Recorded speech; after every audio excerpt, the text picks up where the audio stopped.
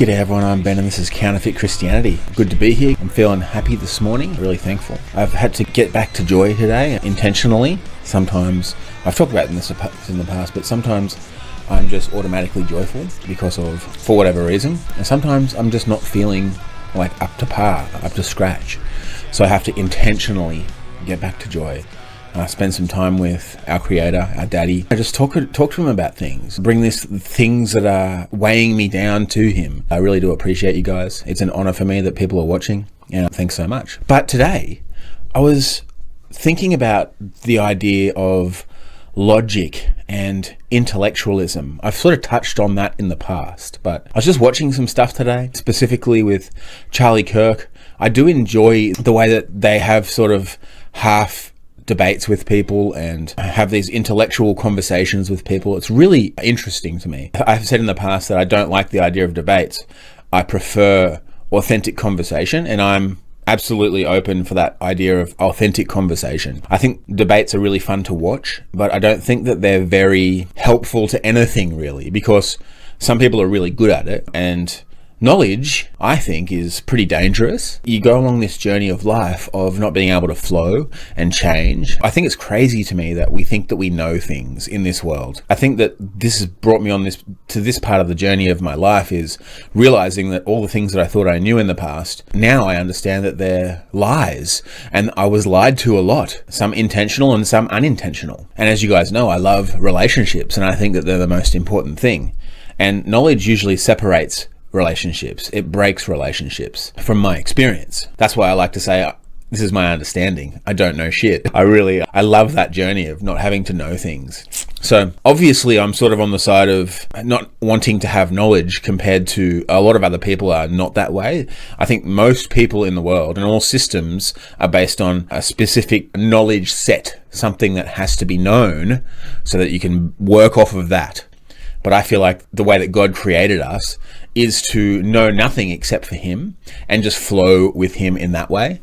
And that, for me, that gives me a lot of freedom. A lot of other people feel free when they think that they know something, then they can work off of that. I am that way as well. But the thing that I know is the Creator, He is my daddy, and He loves me, and He's glad to be with me, and He's always got my back. I'm absolutely secure in that relationship. That's why I'm able to share my thoughts without being afraid, even though it's opposite to Christianity. It's exactly opposite of religion. And I get so many people angry with me for that. It doesn't bother me anymore because I understand who He is. I understand who my daddy is. I was listening to a Charlie Kirk video. I don't know what it was, just some short. And it was explaining the way that God is. This knowledge that He has of God is, and it had nothing to do with relationship. It had to do with rules and regulations set out in the book so that we could do the right thing, forcing people into doing the right thing because we have these rules. And that makes sense to me and I know a lot of Christians who are that way. I used to be quite legalistic around that sort of stuff about, these rules are really great for life. And it's true. If you live with the Bible as like the 10 Commandments as rules for your life that you must never break, you will have a more peaceful life than other people. That is for sure. And if you understand what I'm talking about in all of these videos, I'm not advocating for doing evil things and doing whatever you want. It's just that if the relationship with God comes first, then all of these good things will flow into who you are. You don't have to force yourself to do those, especially with these things that you must do as a prerequisite to being with God. That's not true at all. That's a massive Christian lie. They like to put these pressures of shoulds, rights, and wrongs so that you must do that before you can be with God. But that's not who He is. I understand now that He is a absolutely authentic relational creator, our daddy. He wants to be with us first. And He doesn't care what you've done. He doesn't care about any of that stuff that they put a lot of pressure on you for, that the Christians crush you and trying to mold you inside of their death cult. When you're with God first and have an authentic relationship with Him, a conversational relationship with Him, then all these good things will come and there'll be no pressure because you're just being like your daddy. And you don't have to force yourself. That's been my journey. I tried so long, for so many years, when I was a part of the death cult, and there was fear all over me because, like I say, the Christian God is a God of death and fear. The living God, the Creator, our daddy who created us, He's not that way at all. It's just them and their system that is that way. But when you're with Him first, all the good things come. So this idea of logic and intellectualism inside of religion is where people worry about the theology and all these different things that must be so if you want to be with God. And they're all the different denominations, all the different sects, all the different religions around the world have these specific rules and regulations that you must know and follow, otherwise you are going to hell, essentially.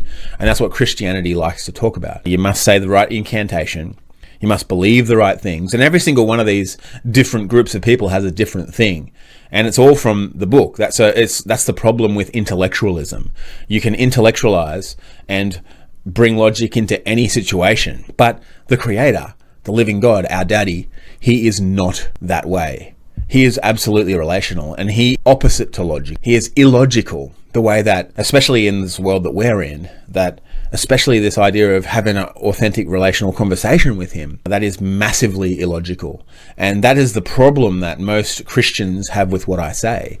It's that it doesn't make any sense to them because they've been taught the specific rules and regulations that you must follow. And that's logical. That makes sense to them because it's all intellectual. It's all of the mind. It's all in the head. And you can intellectualize it, and it does surface level work anyway. But when it's connecting with the heart, it makes no sense at all, because this idea that the Creator of the world, our Daddy, doesn't care what you've done, and he doesn't hold you to account at all, and hell is not for humans, and this is one that Christians hate the most. If there is no hell for humans, then he doesn't hold you to account at all. And the systems that we're a part of, he was trying to separate us from the hell of religion, and that doesn't make sense. To the logical mind, it doesn't make sense. But to the heart that most of us have been separated from, it makes absolute sense. That's why this idea of logic and intellectualism and knowledge, it doesn't really work with the living God. It works with the system of Christianity and the system of other religions. It works very, very well there because you're holding each other to account. But that's them doing that to you and you doing that to them inside of that system. It's not the Creator, the living God. He doesn't do that. He is okay for you to be yourself. He is okay for you to have done or have said or have been anything in your life. I get a lot of comments where people really, really, really hate that idea that God is okay with you. Even if you've done the most heinous evil things in this world, he's still okay with you. And even this idea of no hell for humans has been a big, long journey for me, because I used to like the idea of holding people to account as much as any Christian out there. This idea of logic and intellectual ways of being with God is not real. It's all fake. You have to be with God in the heart, via the heart. The mind is here for this world, and most people in the world have been lied to and tell you that the mind is the most important thing, but it's not at all. It's the heart, and the way that you feel is a reflection of the state of your heart. If you are angry or fearful or depressed or anything like that, it's just the state of your heart, and it's not a bad thing. We're human beings in this world that does not make sense, because we are human beings that are designed to react to this world via the heart and have authentic relationships with people via the heart. But we've been cut off from that in this world. This world has stripped that away from us, and all of the systems of man make it even harder. Every single system strips that idea of how you feel, your emotions, who you are actually as a human being. They strip that away from you. And I just noticed that in all of the popular Christians in the world, this popularist movement of Christians coming back now it's all intellectual. There's no real authentic connection in there. It's all cold, calculating men. This idea of learn a lot of stuff so you can burn people up in a debate. There's no way of being absolutely free with your Creator inside of that. There's all these rules and regulations that tie you up. So I just wanted to talk about that today. I know that it won't make sense to a lot of people. It didn't make sense to me at first, but this is the way that I understand our Creator, our Daddy. I understand him that way because that is the way that he is. He designed us to be human beings who have emotions. There's good emotions and bad emotions. And that's just a reflection of the state that your heart is in. And that's okay. If you can pay attention to that, then you can free yourself from your emotions and get back to joy. This is a journey of joy. The most powerful thing in the world is a joyful man. And like I said this morning, I had to come back to joy and remember who my daddy is, and remember all these great things that he has done for me, and remember who I am as a human being. I'm a man with a family, and that is the best blessing that I could ever imagine. And I'm so thankful that God has focused me on that so that I can be free in this world. And these things that the world tries to confuse me with means quite little, but you still have to get back to joy from it. So like always, this is my understanding. I don't know shit. And I do really appreciate you guys. Like, subscribe, all those good things. Pass it on to people that you know if you think it would mean something to them. And yeah, I'll talk to you next time. Thanks so much. See ya.